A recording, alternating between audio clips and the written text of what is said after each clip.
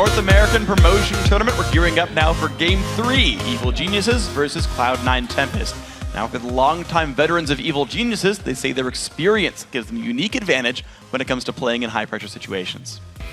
Evil Geniuses bring with them a gigantic wealth of experience where they've been in pretty much any type of match you can imagine. It's a party in the bot lane. An amazing game played by Evil Geniuses from start to finish. They have got to be happy with that one. Being a veteran in the LCS means they've kind of been here since the start of the LCS. They've experienced the growth of esports, the growth of the crowd. And those butterflies that everyone gets the first time they're in a big moment, EG doesn't necessarily get that anymore. It's like they're playing from home when they're on the stage, which is a unique talent. The advantage of being such a veteran player as myself and some of my other teammates is that you get less nervous. You've seen it all before.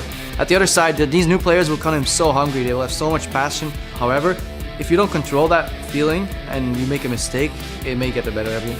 It's definitely an advantage for us being veterans of like a best-of-5 series, especially in a high-pressure situation like a relegation match. Even though these guys on EG are veterans, their jobs are on the line. Their careers may even be coming to a close here if they don't make it back into the LCS. Who knows what's next for these guys? Yeah, we'll have to see what's next for these guys. All right, well, let's take a look at Yazuki, I think, because he had a lot of action in the last game. Up on top, he now was in the one who got to play the scaling top laner. Yeah, he was in the driver's seat that game. Counter ganks worked well. Got the couple early kills. Got to snowball the game. He was a Rise with a 20-minute completed build. Right, so last time, Inox got to have Jax, and he was like, yes, late game, I'm going to beat you. This time he got the Rise. He got the 2 kills, got him snowballing, and that was the story for this game. Yeah, next up I want to talk about Kez, though, in the jungle, because he had pretty much a 180 from last game. Right? Horrible start to game 1. Game 2 went back to the Evelyn, actually made the ganks work.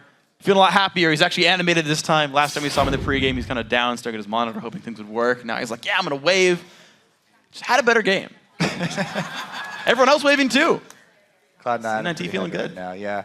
He did have a much better counter gank this time around on Snoopé version 2.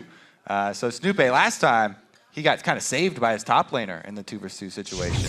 This time, mid laner could not do the same. And Kez sneaking around, just hunting him for a good 30 seconds there in his own jungle, actually paid off pretty well for them. Yeah, so got to talk about what EG can now do in the second game.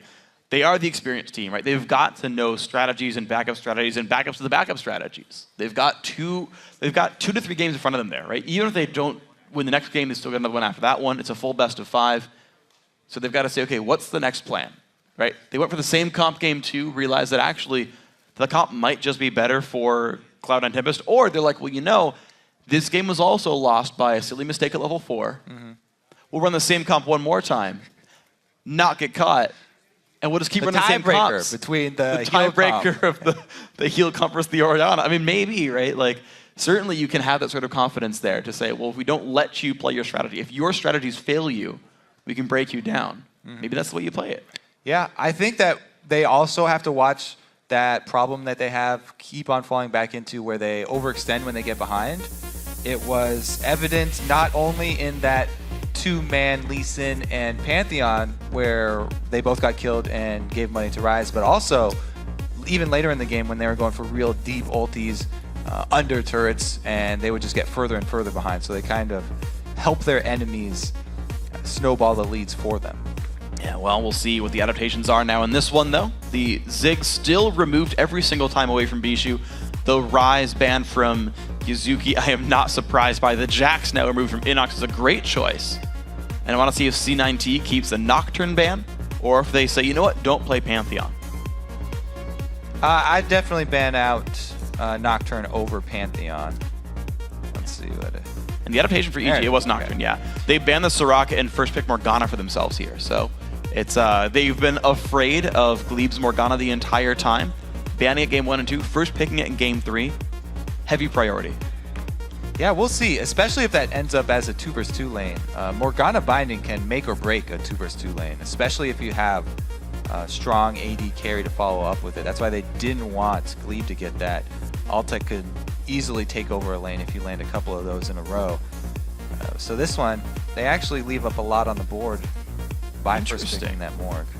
Well, Yuzuki's going to get the Aurelia again this time. He had a reasonable impact in game 1 for the losing team. Had a couple of flanking kills. He snuck into the back line a few times. Had a pretty alright game. This time, no Jax to stand in his way. That could work very well. And Kez, time and again, early picking Evelynn, making sure he gets that champion. Yeah, he's really, really focusing on that Ev. Let's see if he has a poor early game once again. I think he did much better second time around, working around Snoop's game plan. So maybe he has figured out the predictable routes early game for Snoop. If you can ever get into that situation, then it helps out a lot, because even though EG got wards down in Evelynn's camps, they still were not able to contain her. That's true. It was a extremely well-played game right there by Kez. Now, once again, Lee Sin is getting picked up, presumably for Inox in the top lane. And he talked to me after the game, and he said, you know, I wanted to play Lee Sin because my first name spelled backwards is No Sight. Yeah, his name in real life. Tyson. Yeah. N-O-S-Y-T. And I was like, damn, that is so good. I'm going to use it next game on cast. And I gave him credit for it, but there you go. Jumped the gun there, freak. No, I didn't. Still a Jeb select. It's fine. It's part of the game. Bishu right. grabbing the Lulu there, the Corki coming through as well. Gotta say, C9T not changing much. No, if we don't get our heals, then we're going to take shields instead. So Lulu, very similar here as far as the team fights are concerned. Going to be a utility mid laner once again for Cloud9 Tempest. It seems like that's the direction that Bishu has gone, and he's not even going back to that Nidalee that he's been known for. They do not favor the poke comps in the current meta. Much rather go with the sustaining, team fight oriented brawl comps. I think there's a chance Bishu goes Yasuo here. Just because I've seen like Lulu with strong engagers work so well with Yasuo, putting that champion on support. Yeah. It's a random blind guess, but I feel like you're fighting in Italy. I think it's a good matchup for Yasuo. You get to farm the lane out, and you have great engage. Or Twisted Fate, also pretty good pick into Nidalee. One of the few matchups where you do not feel threatened as Twisted Fate early on, and with the objective focus of EG, Twisted Fate could be just the thing to tip that back in Cloud9's favor, being able to cover large distances. Well, it's not going to be the case. Nope, more shields. Nope, it's more shields. It's going to be the heal train with basically buffing up the Aurelia. Going to stack that up, try to get through the poke composition there. Morgana, Nidalee in there. Lee Sin for disengage as well. It's going to be pretty easy for EG to set up a siege. Like, look at this team. It is so good at sitting in the back lines and firing off shots. And once again, it's going to be very hard for EG to itemize against this Cloud9 team. They've got Aurelia with true damage. They've got Corki with split damage and true damage of his own. And then, again, hybrid Evelynn. So there's no single path that you can go for, even if you're only facing one or two members. It's true. It's going to be a risk for EG to itemize around. There's also enough magic damage to break black shields easily. Occasionally you see Morgana against all AD teams. You're like, you can't be CC'd for 5 seconds. And that's always a fun thing. Of course, not the case here. That's something I always want to check. And there's not even really a high impact physical damage CC, which is really where Black Shield shines. Yeah. So mostly this Morgana just going to have an impact with the bindings, picking people off. And we'll see how good Crepo was with it. Now we're about to get ourselves into the game, so get your tweeting fingers ready and let us know who you think is going to prevail. Tweet your picks to @LOL Esports and use that hashtag EGWin or C9T win, depending on who you want to win. Yeah. I think we should do hashtag Kobe win, just if you want to think. Me versus Freak? Oh, man, no. Not Huh? after the games. Okay. Whoever you thought casted better during the series, it was Kobe. Just spoiler alert, he wins the vote anyway, but don't worry about it. Right, so here we go. EG, poke comp, right? New look for them. They've trashed the role strategy. They apparently forfeited the idea of going for the BO3 on strats. And they said, well, we're going to first pick the Morgana. We'll grab Nidalee in the rotation. And it's like, all right, let's play the siege situation. Let's get the poke in there. And So- it's a lot on Pobelter. Yeah, a lot of their game relies on these skill shots landing. I mean, not only do they have Morgana and Nidalee, but they also have this Elise. So they really have to land these when they're sieging up, or else they will not be able to pull this team up. Actually, even everybody, Lee Sin as well. Like, this is a completely skill-based team for EG. We'll see how true their aim is this game. See if they can find it. Cloud and Tempest. Ooh, different level 1. They defensively awarded the red buff. And they're going to the bottom side once more. Ooh. But it's the exact same There's a trade. wrinkle in the start. The only thing is that they both make the same switch this game, and we come out with the same result. But the interesting thing is, it is C9T looking to find the 2-on-2, and they get outgassed by EG. Yeah, well, those mind games. And again, not starting with a ward here for Evil Geniuses. I just want to point out that the mind games have been won by the Evil Geniuses. I would be ashamed of their tag if they weren't. Only this game, though. Well, I mean, they got first blood in game 2. I don't know. The opening situation for the lanes have always been 2-on-1. Uh-oh, recalls. Maybe it's not the case. We'll see. Okay. It's not important. It's just Pobos are going back. Never mind. 2-on-1 lanes is going to be here. It is, by the way, mid Lulu support Karma. That always could have gone either way, but that's the situation here. Bishu is going to be 1v1ing Pobelter. Lulu versus Nidalee. We've seen this matchup a lot in the LCS. Pobelter's got to be aware of this matchup pretty well. And C9T go for the 4-man invade. Even though they never saw a single person, like EG, if they like randomly 5-man defend one of their buffs, 50% chance they just find C9T. Yeah, I mean, that's why it's so risky. And not a lot of the teams are willing to take that risk. Even though there's a pretty big payoff, there is a lot of risk involved. Once again, though, double jungles from both sides probably. They've seen that the duo from EG went up top, and they're going to have to revert to the early tower pushes.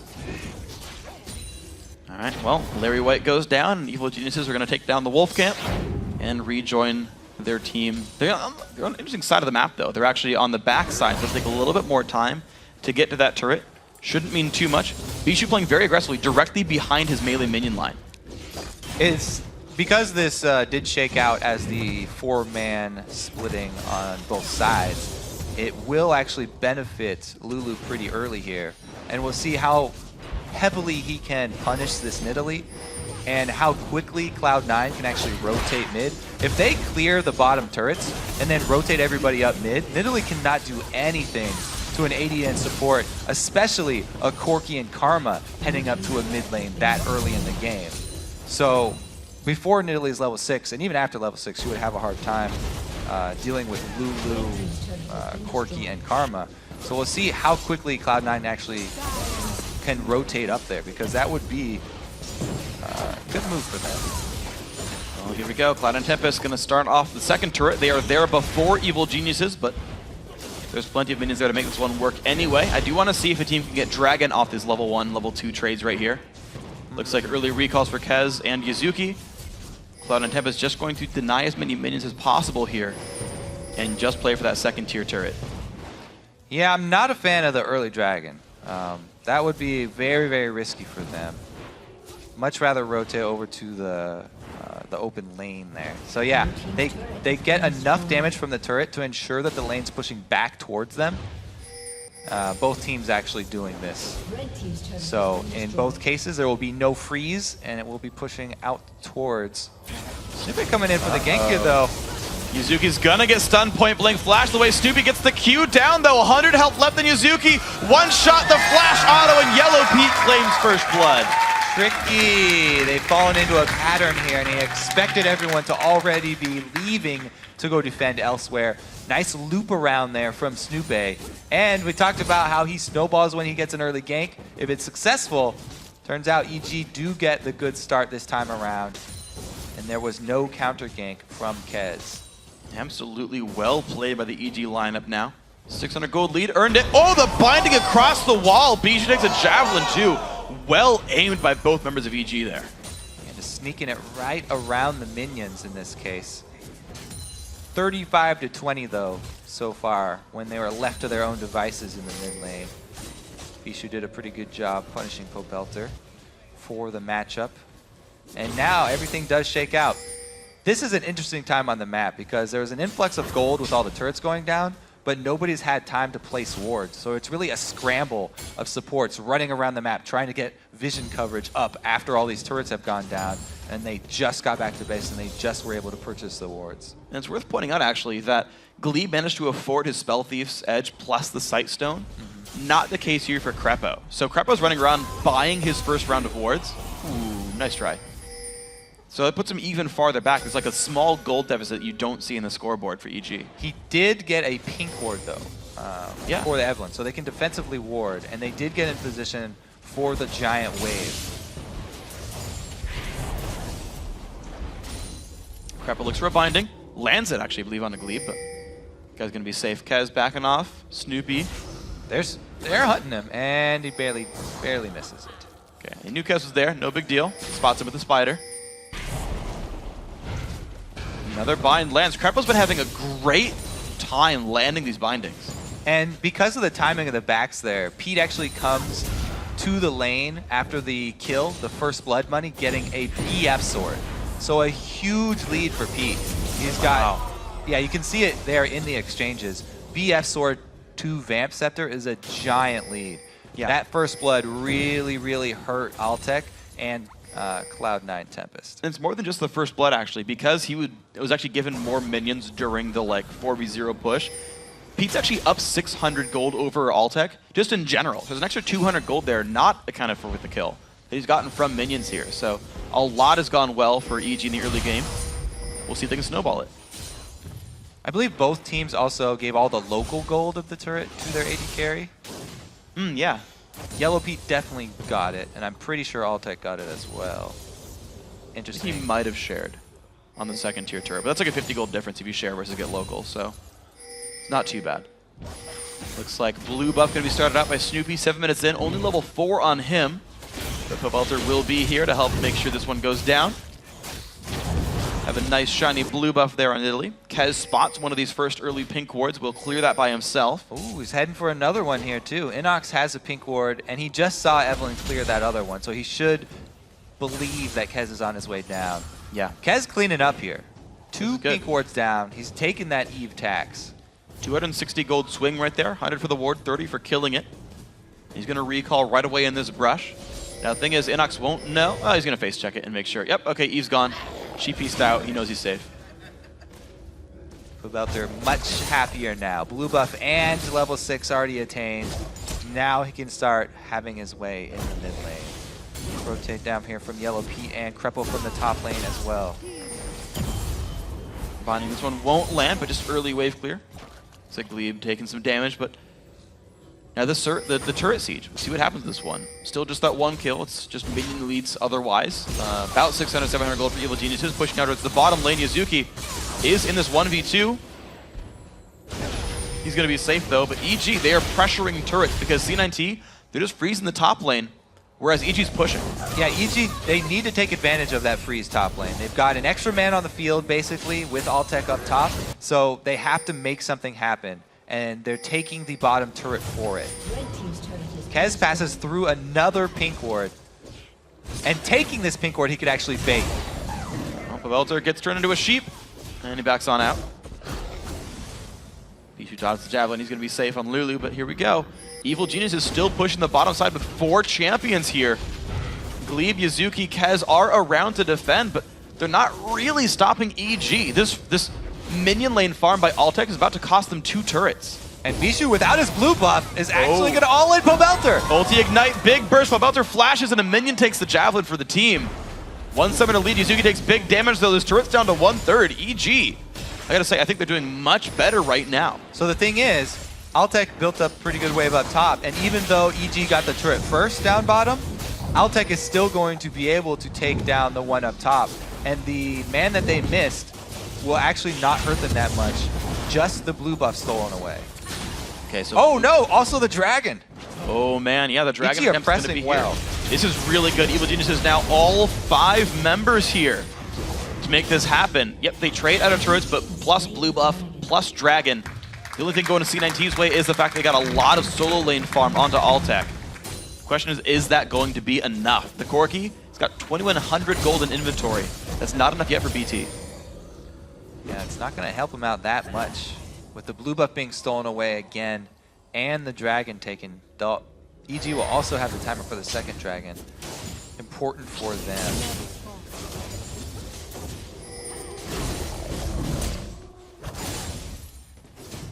So mid lane, now the target of the siege. EG starting early The 2-on-1 swap took down the lanes pretty early on, letting EG group up before you normally would in a 2-on-2 situation.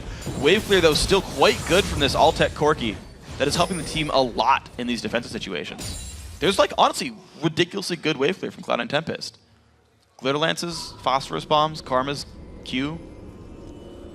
Soul Flame is the empowered version. Inner Flame, that's the one.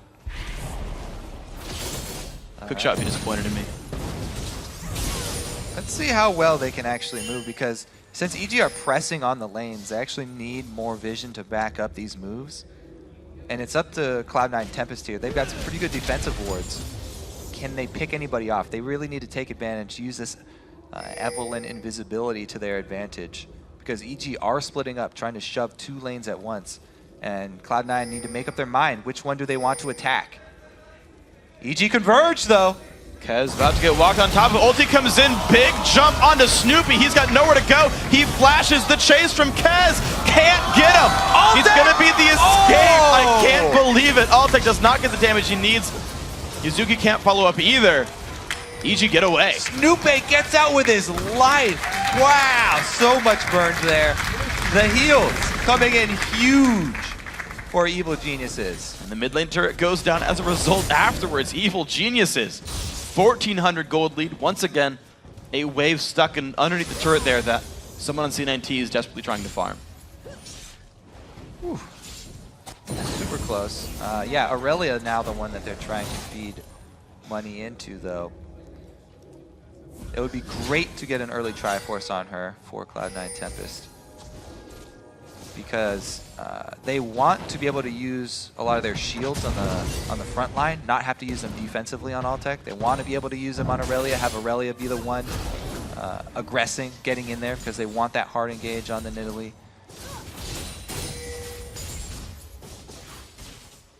Ha! Kobe win! I see that tweet. Whatever. You suck, freak. Next one's going to be mine. I believe in you, production crew. The next one better say freak win. I mean, the red side of Cloud9 Tempest looks like the battlefield here. Everybody's dumping all their wards into this quadrant of the map. And it almost paid off for Cloud9 Tempest there with the ambush. So we'll have to see how hesitant EG are to go back to that side. They don't seem too hesitant. Pobelter just still away a big Wraith, and he's like, yeah, this jungle's still mine. Well, he's been getting both blue buffs. So he gets C9T's blue buff, and when that runs out, he gets their own blue buff. So they have constant mid-game Nidalee Spears, which are where she's really, really potent right now, because nobody has magic resist. So Pobelter is really just having a great time so far, just continually getting to throw out spears. Flank coming in from Kez. Engage Kez, 2-man ulti, the knockup as well from Lulu. Will it be enough? Crepo with the ulti and the binding might keep him safe. Teleports coming in though from the top laner. Inox will join the fight. Bishu taken low. Snoopy finds a stun. Kez goes down. 1-for-0. Yuzuki kicked back, but he's on top of Crepo. The Q comes out and he gets the kill. Jumps to a minion, and here comes the escape. They're going to let him go. Pobelter backs out, but it's 2-for-1 to EG. They can keep pushing. Also, they have a blue buff Nidalee. Their sustain is ridiculous right now. They can easily siege up. It'll probably be an objective win for them, even though Crepo did happen to go down because Inox kicked an Aurelia right into his face. You couldn't see that he was behind him. That was pretty good. Wow, so they don't want to continue pushing, actually. That wave clear you talked about, so much AoE magic damage here from Cloud9, deterring EG. I also want to point out, like, as much as we talk about Altec split pushing and getting a whole bunch of solo farm, Yuzuki's getting a very similar amount right there. He's the guy who cleaned up in the bottom lane. Right? He's the one getting farm when they need Altec for wave clear duties, and he kind of shares that with everyone else. So exactly. All right, so here's the pick, and they do the combo once again. Kez gets the slow into the Lulu knockup. However, they're not able to hang on to anybody, and it's a great teleport. It actually causes everyone on C9 to retreat. Another spear landing, and then Snoopy coming in from the side with the cocoon is able to land another kill for them. 2-for-1 trade is all that happens from it, though. Still a decently close game, and they secure their first blue buff for Bishu. He's very happy. All right, well, Bishu just on Athene's boost 1 and a blue buff versus the Athene Sword Shoes there. That helps Pobelter a little bit more, though. Both these guys wearing blues for now. Ooh, big javelin drops Kez well below half. You're seeing how difficult it is for C9T to hold on to these sieges. Another wave comes in, and looks like Evil Geniuses just outnumber them enough. Bijou trying to wave clear with Altec. Yeah, he needs to start shielding some of these spears here, because a lot of them are landing. There's a bunch of traps on the ground as well. Snoopy clears away a pink ward. Double Glitter Lance comes down, but the minions still falling away so rapidly. EG do not want to stop this one at all. Man, Pobelter is giving them so much control. Just by landing all these spears, he's continually keeping Cloud9 down, not letting Cloud9 go on the offensive there. Always trying to regenerate, and just because of all these spears that are landing, all this basically free damage that they're getting, they are awarded the position on Dragon. Cloud9 do not have a chance to react. Yeah, Evil Geniuses quickly get down there. Very well played by them. 3,500 gold, put EG ahead. Little Lance doesn't even matter to Bo out there. He's got mana regen. No big deal for him. Inox returning to the split push as well. So no teleports up for either side laner, but Inox with Hydra pushes really, really quickly. So I want to see then when C9T can get themselves into a fight more successfully, because right now the EG disengage has worked time and again. The trap on Elise, he got away. The mid lane team fight where we had the teleports come in, still a 2-for-1 Evil Geniuses favor. These battles, time and again, EG is getting away with their long-range team. Yeah, really what Cloud9 need to do is focus. When they have Kez go in, they need to have Yuzuki ready to jump with him. They need both of those guys getting to the back line, because just the slow and the knockup from Lulu, we saw EG get away from it already. They need Aurelia there as well at the same time. If they can use that Karma speed boost, then they can continue to chase. All they need is the first step. See what else these guys can find. Bloodthirster done for both AD carries. Looks like the beginnings of Triforce started for Altec, but he is behind Yellow Pete just a little bit in this one. Javelin hits Glebe. Wow! Massive damage comes through. Once again, the wave clear, but this turret now is maybe one wave from dying. EG gonna backdoor it. The slow advantage that you accrue when you have an Italy on your team who is hitting his spears is ridiculous. They were able to get Dragon from it. They were able to get this mid turret from it. Now they're rotating down bottom. It's already prepped here, and they'll probably just get another one. Just knocking objective down after objective. That makes it turret number 6. The Javelins for Pobelter are very strong. 131 minions. About that many Javelins land on enemy champions as well. And it's been a massive game for him. Yellow Pete takes down Barry. Gonna have the recalls coming in soon. Now looks like EG happy to recall and spend money off of the couple of turrets they just got and re-up their advantages. Blasting Wand picked up for Pobelter. Looks like, I want to see where Krepo goes if he can get McHale's for himself. Looks like he can't quite, but he does get Chalice. Ravenous Hydra, Inox, of course, a very, very fast at killing minion waves. Yuzuki has good damage, he's got a Triforce, but that Lee Sin with Hydra just destroys minion waves in like 2 seconds. Yeah, and that McHale's that you're talking about, Glebe would actually really benefit from one of those too, because EG are running this skill shot based comp that I talked about. They would love to be able to get Aurelia or Evelyn out of the first cocoon that hits. If they can get someone out of this CC that's all based on Krepo and Snoopy's aim, then they have a much higher chance of success in the team fight. Because it looks like Snoopy is going with the Meteos-inspired cooldown reduction Elise build for those maximum late game 2-second cocoons. Yeah. He's maxing E2. As we said, this EG team is all about skill shots. They've been landing all of their skill shots, not just Pobelter, but the rest of the team too. And they've reaped the rewards so far. Let's find out what the next reward is. It's not the vote. It should be 30-10 right now. It's okay. EG definitely winning, mirroring the kills somewhat. And the siege might just continue, actually. Let's see. Oof. Yep. No attempt to dodge, just trying to outrange it there. Did not happen. Even with the shield, gets annihilated. Okay, so Inox starts the bottom lane split push again. There's no turrets there in his way until he gets to the inhibitor, but that's fine. Snoopy claiming the jungle. Standard EG way right there. They've got the lead. They own the jungle. They start taking camps down. Uh-oh. Kez might have gotten spotted there. Pobelter not showing any fear. Inox coming in from the bottom side as well. Looks like EG Blue wants buff the battle. is up and Snoopy is top side. Can C9T secure one? Yes, they can. So they at least have good wave clear here. They've been able to secure that for Bijou. Also, he will hope to shield some of the damage from the spears. He has not been able to get enough AP to eclipse the damage, but he'll do his best. And a lot of money is going towards Yellow Pete right now. 143 minions on him. He's getting a fair bit of this farm, and the team is together. Of course, Inox at 209 is getting the most by being the dedicated split pusher there, holding up the waves. No binding hits in this one. EG now look for the top lane. Now, even though EG have been winning for most of the game, and they're in a very good spot right now, they still have to be scared of one successful hard engage from the C9 team. That's all it would really take to turn this around, because they can chain that into a dragon pretty soon, or even an answered Baron, depending on how bad that team fight goes. So, also we have to keep our eyes on Krepo. Is he able to get the black shield off quick enough? He lands the binding! Altec down below half HP, tanks the entire puddle right there, but Inox gets caught out, flashes the wall, he keeps himself safe. But look at this top lane is getting pushed down against the turret. They get pushed away, but this inhibitor turret's incredibly low. They commit to Inox and they don't get the kill. Yuzuki still has his flash though. Goes in, flash away, the heal by Krepo. Snoopy knocked up into the air. Yuzuki gonna be afraid of this one. Inox can TB back in after healing. He's got home guards. But that's it. Yeah, he comes in pretty quick and he runs away with sparks under his feet.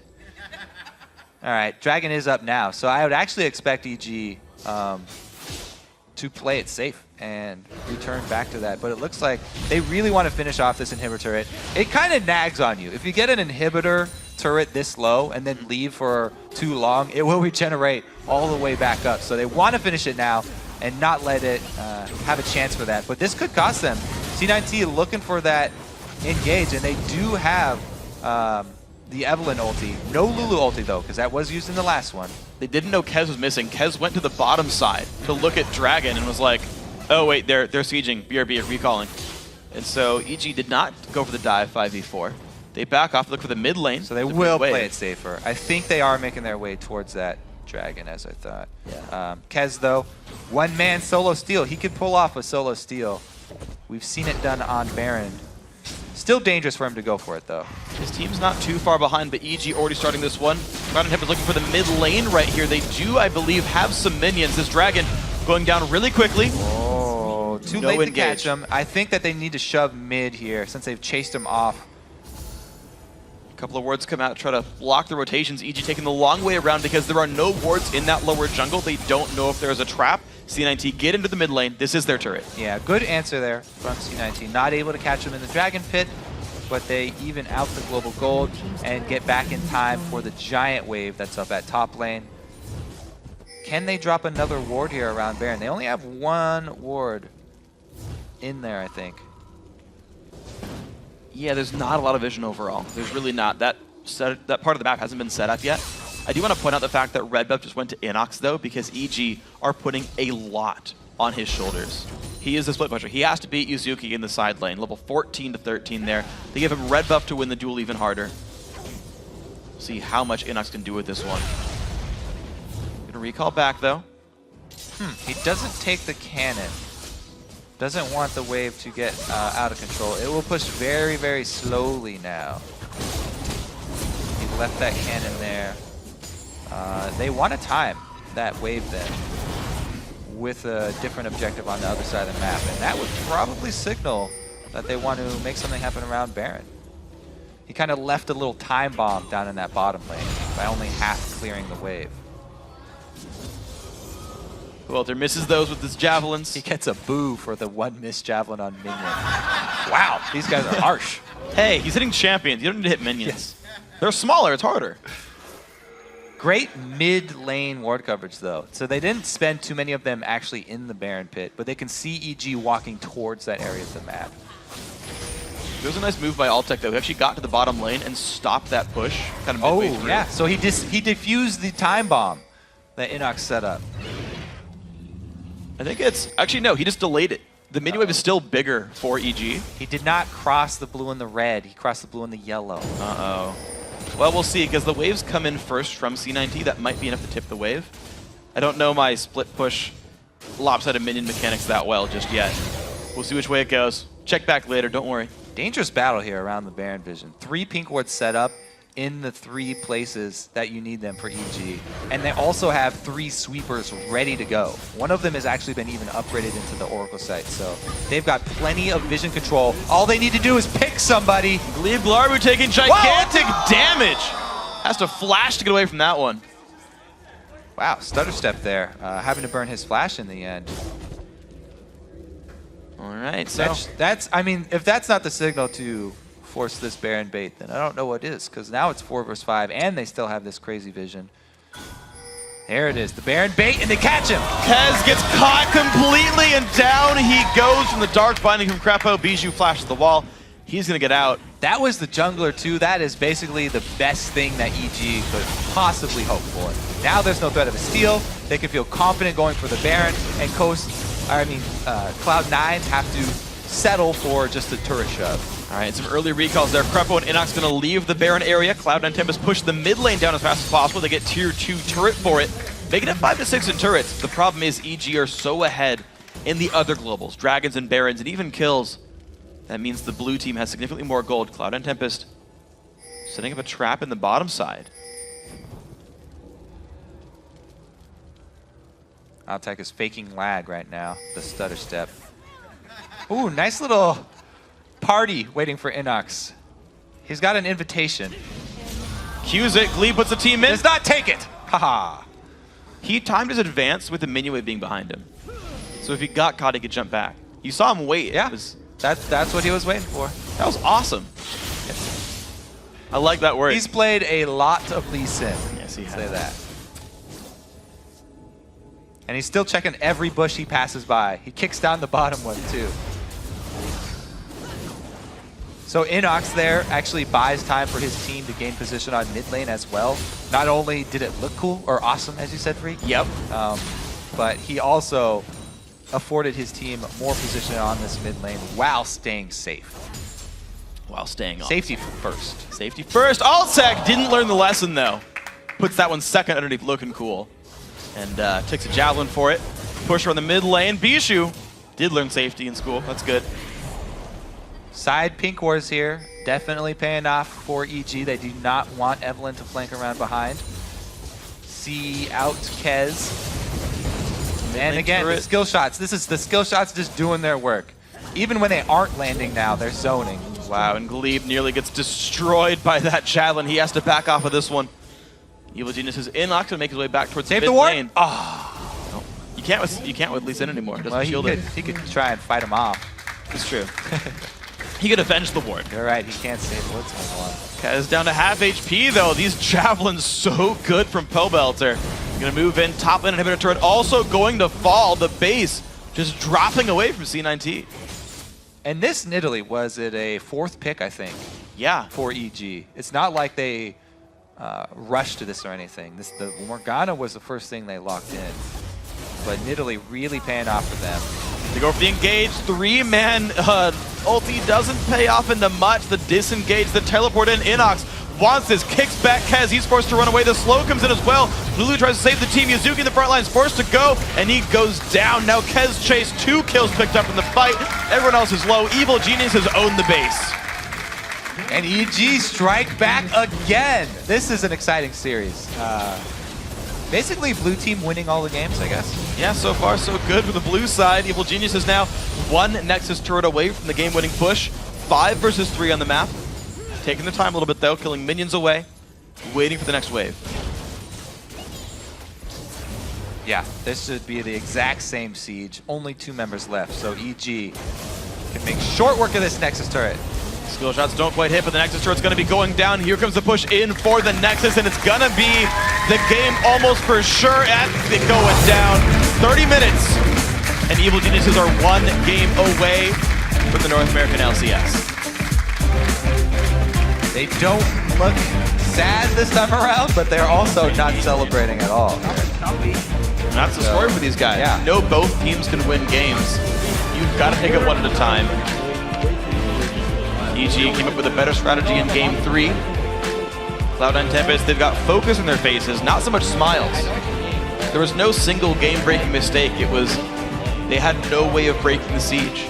EG got away from every single engage. They gave up 1 kill all game. 6-1 was the score. Yeah, their engagement tools were tenuous at best. I mean, even when Evelyn got in with the ulti and positioned for the Lulu to knock up, they weren't able to coordinate well enough. With that little amount of CC, you have to have everybody there at the exact right time to make that happen. Yeah, I didn't like Lulu and then Karma being the last pick. I really think if Yasuo was the last pick, you throw Lulu in the support role. Similar situation in the lane. You can open up with Spelthy's Edge. The 2-on-1 push is fine. You bring a lot of poke out there. You bring a lot of wave clear, all things that Karma does. But you've got some more damage. You've got an extra engage tool. You've got some actual CC to follow up. And I feel like that would have been enough for C9T to actually go in for a fight. Not sure how I feel about this focus on Evelyn either. Yeah. Hasn't really paid off this time around. It's been a little bit hit and miss. We're going to see what else these guys change. For some post-game perspective, we're going to send it over to the guys at the analyst desk. Thank you, Freak. And all right then. Now 2-1 to EG. The momentum is swung back. The Art of War did not work that time for Cloud9 10 for Daphne. They could not block EG's strategy. Only 6 kills to 1 in this game. Why was this game so fast? Fastest game we've had of the series, 30 minutes, but slow-paced. Well, I think EG did a really good job. I think they banned Soraka this game, and they also took away Nidalee from Bishu, which was probably a key point to their strategy. And Bishu looked like he wasn't really as comfortable on Lulu as he was with Soraka, and Nidalee probably practiced those exclusively. And EG just really played it to their style, where they were just objective focused, and C9 Tempest was on the back foot the whole entire time, and they just ran this poke comp with Morgana, and they didn't ban Morgana and took it instead, and just really methodically played out the game and took over. Yeah, it was really methodical here. With the taking Nidalee away and getting rid of Soraka, we did talk about Bishu at the start of the series. How do you think he performed in this game on Lulu? So Lulu can kind of be a playmaker, but she really requires your team or someone else to get into the front so you can ulti them. So in this case, it would be like the Evelyn or the Aurelia. But what happens if you're losing lanes with such a team? It's kind of hard to figure out when you want to make the play or how to make the play. And if you look at their team comps, EG is a team comp who wants to poke, and they're the team comp who will make you come into them and just disengage with Morgana and Nidalee and just kind of just kite backwards and poke you down while you're coming in. So what happens is it's not up to EG to make the play, because all EG has to do is just stand there and throw spears and throw Lucian Qs until they get low HP, and then you just kind of take their towers, which is the objective. Yeah. Right. So it's up to Cloud9 Tempest to make the plays with teleport, Evelyn ulti, and Lulu ulti and speed to maybe create flanks so that they can get into the back line and make a pick, or win the team fight that way. But the problem is, I think, was the Karma pick. And Karma isn't really an initiator. They're trying to go for the shields, and the super fast speed. But if they're not gonna be flanking well and they can't manage to win team fights that way, then it's better to go for someone who can hard engage like Leona. And we actually saw a really good example of them not being able to engage on Evil Geniuses at about 14 minutes, where probably the biggest team fight of the game ended up breaking out. If we can pull that up on the screen. Lincoln Afro, could you kind of take me through this failed initiation, even though they tried real hard for it? Kez was trying to flank, but I think he could have came at a better angle to get in front and cover some distance, but they failed the initiation with the Lulu knockup, and then Lee Sin comes to TP in, and Snoopy lands a good cocoon onto Kez, and they take him out very quickly, and they just kick Yuzuki back, and oh wow, Yuzuki, that's right, he made that awesome nice play. Yeah. Fancy. But overall, what you were talking about, Link, it kind of showed through in that fight how EG could just pull back again and again. I mean, Elise and the Morgana, it's a lot of just single target duration crowd control. How does Cloud9 Tempest make plays in this situation, right? So you really, your only form of engage is really Evelyn ulti. You have your Aurelia stun, and then you have your Lulu ulti. But if they can't get into the backline, or if the backline flashes out, which they did after the Evelyn ultied, he only ultied 2 people, nearly cougared out, and then Elise just kind of walked away. After that point, if you can't get on top of them, then they're just gonna keep kiting you, because Morgana has Black Shield. They also have Morgana's Q, which stuns people, and also Elise Cocoon. It just locks people down coming in, and it really can't get into the back line because Lucian will just kite. And what happens is the instant that happens, EG's team comp allows them to re-engage, and then they can just win the team fight that way. Yeah. This series has been very interesting. Game 1 was kind of an Inox top lane show. Game 2 was a bit of the Rise show. This one was just the strategic game that was all spears, as Link actually said. How does EG actually carry momentum this time instead of faltering again so they can win the series? They actually won pick and ban phase really solid, and Cloud9 Tempest really were on uncomfortable picks with Bishu in the mid lane, and they really didn't have the control that was needed to win that game. And when you do play against a poke comp, it's very important that you do vision control and then you flank, which is how you're going to beat them. You have to be able to get on the back line at the same time with at least 2 to 3 people to lock them down and take them out. Otherwise, they're going to do what they did to you, which is disengage for free and be able to re-engage for free. But it's really, really hard to flank because it requires a lot of team coordination. And yes, and that's something you mentioned. Cloud9 Tempest has been really struggling with. Exactly, and you'll see like the best teams, like in fact Cloud9, the main team, they're one of the best teams at flanking, and they're one of the few NA teams that have been successful, and that's why they're so good at team fighting. And you can also see that they're so good at team coordination. But Cloud9 Tempest is they lack a lot of that, so it requires them to just communicate like really, really well, and they have to just step it up in order to just win team fights like that. Yeah. So if they're trying to avoid this happening again, they switch over to the other side. Picks and bans are obviously going to change a little bit. EG in this last one banned Ziggs, Rise, and Soraka. Do they do the same thing on the red side, or do they have to switch something up? I think what EG did was perfectly fine. They just need to control mid, and then it'll be really good. And also Yazuki is one of the main threats on Cloud9 Tempest. And if Yazuki can't split push versus Inox, then it's really good because usually Bishu isn't going to be making plays. Altec is usually just kind of off farming in the top lane for whatever reason. And if EG is able to just kind of carry this objective based game, then I think they're going to take it. And Aphromoo, if Cloud9 Tempest wants to try and take this one, what would they have to do in the pick and ban phase? I think Lee Sin might be an issue with Inox because he's proven that he's really good on that champion, and he basically shut down Yuzuki from being able to do anything. So Yuzuki really has to maybe get the Rise, but it'll probably be banned out, or be on the Jax, or maybe just ban out Lee Sin to be able to let him do work. All right. Thank you guys very much, Aphromoo, Link. We have plenty more action to come. EG is just 1 win away from securing their return to the North American LCS. We'll see if they can get it done in our 4th game between Cloud9 Tempest and Evil Geniuses. The Summer Promotion Tournament continues after this.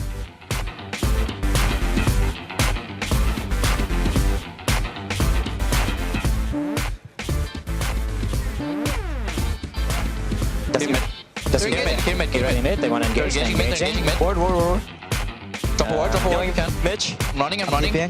He's TPing. I'm behind them. They don't have Bishu. No. Guess. I don't have heals. I'm on Karma. Zuki. I got Lulu. Zuki. Can't get him. Just help him. Black Shield, Tyson. Finish it. Good boys. Nice.